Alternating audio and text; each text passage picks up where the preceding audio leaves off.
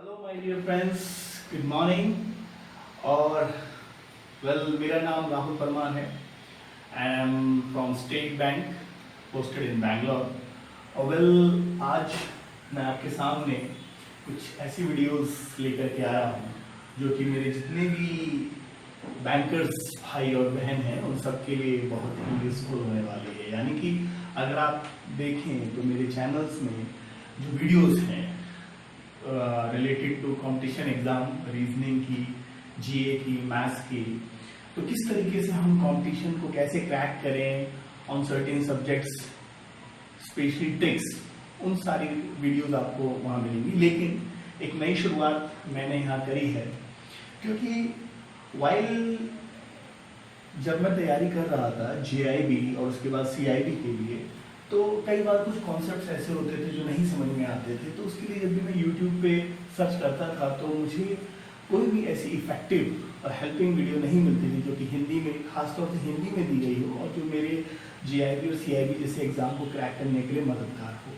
इसलिए वहाँ से मैंने सोचा कि उन वीडियोज़ के साथ साथ जैसे रीजनिंग, मैथ्स और सर्टेन सब्जेक्ट्स पे कैसे हम क्रैक करें, ट्रिक्स, उसके साथ साथ मैं ऐसी वीडियोस भी डालूं जिसको देखने और समझने के बाद ना ही सिर्फ बैंकिंग में आपकी नॉलेज और स्ट्रॉन्ग हो, बल्कि जीआईबी और सीआईबी जैसे एग्जाम जो कि बहुत ही इंपॉर्टेंट होते हैं बैंकर के लिए, उसको भी क्रैक करने के लिए आपके लिए हेल्पफुल है। I am sure, I am 100% sure कि डेफिनेटली ये वीडियो देखने के बाद आपके लिए ये बहुत ही यूजफुल और हेल्पफुल होने वाली है।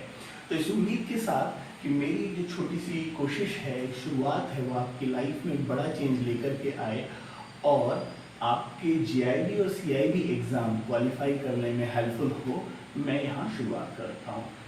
Same thing, I want that these videos are helpful for your cracking the GIB and CIB exam, and with this thought I want to start my video lecture on GIB and CIB videos.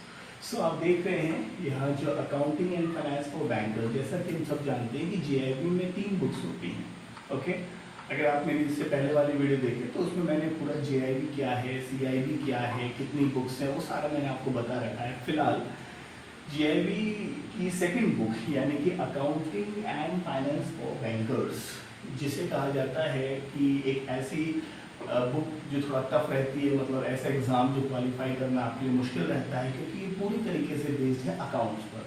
तो जिनका भी मतलब जिन candidates का जो background है उनका अगर accounts है तो आपको बहुत ज़्यादा प्रॉब्लम नहीं आती, लेकिन जिन कैंडिडेट्स का बैकग्राउंड अकाउंट्स नहीं रहा उनके लिए ये एक थोड़ा सा टिपिकल सब्जेक्ट बन जाता है क्वालिफाई करने के लिए। But on the other hand इसमें हम देखते हैं कि कुछ ऐसे फॉर्मूलेज, कुछ ऐसी कैलकुलेशन है कि जिसके बारे में अगर आपको पता है तो आप इसको अपने लिए एक स्कोरिंग भी बना सकते हैं। तो यहाँ आपके सामने 4 मॉड्यूल हैं और एक चीज़ और है, चूँकि मेरी जितनी वीडियोस हैं हिंदी में हैं, बट मैं चाहता हूँ कि those candidates who are not understanding Hindi वो भी इसको देख के समझ सके। That's why Hindi and English दोनों का ही मैं यूज़ करूँगा, जिससे कि आप दोनों कैंडिडेट्स के लिए यूजफुल हो। So as we know that in this book there are 4 modules: module A, module B, module C, module D. Module A, basics of business mathematics।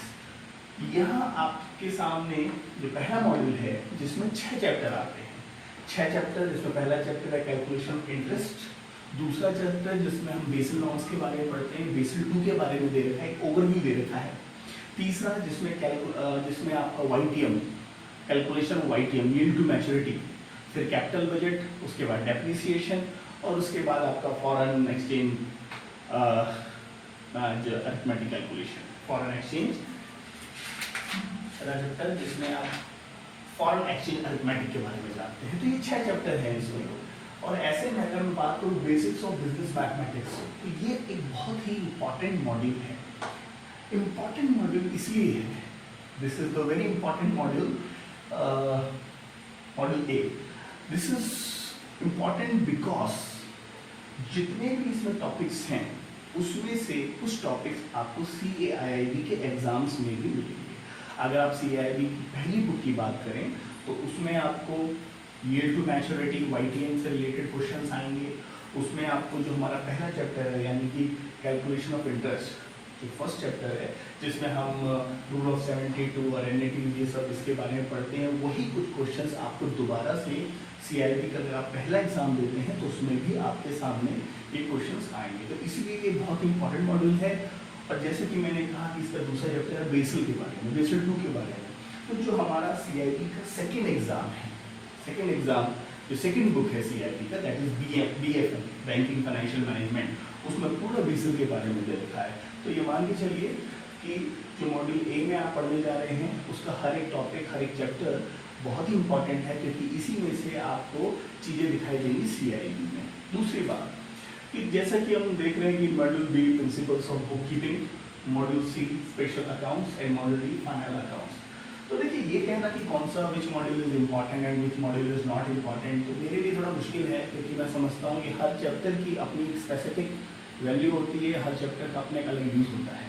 लेकिन ये तीनों जो है ये टोटली बेस्ड है अकाउंटिंग पे, और अगर आपका अकाउंटिंग बैकग्राउंड है तो आपके लिए ईजी रहता है समझना। तो इसलिए अगर आपका अकाउंटिंग बैकग्राउंड नहीं है तो आपके लिए ज़रूरी है कि मॉड्यूल ए में से आपको एक भी मार्क्स नहीं गंवाना है।